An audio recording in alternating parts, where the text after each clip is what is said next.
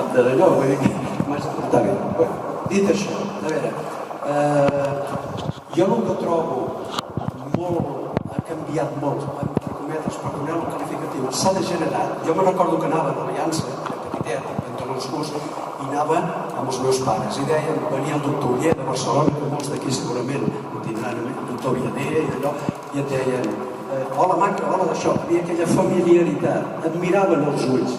Ara trobo a faltar que jo entro, clar, en aquests 2 minuts i mig que diu Maria Bartolomé, un i mig miren a l'ordinador, i jo voldria que miressin els ulls, perquè el pacient és com quan entra a la telefònica o a la companyia de gas vol que li resolgui el bombant, el problema que té.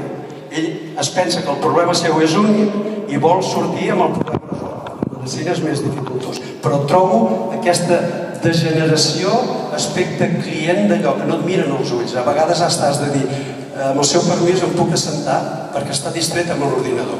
Ja ho sé que diran que això és bo perquè s'ha a l'expedient i tal. Jo els suggeriria una cosa, com que tenen les llistes a les consultes,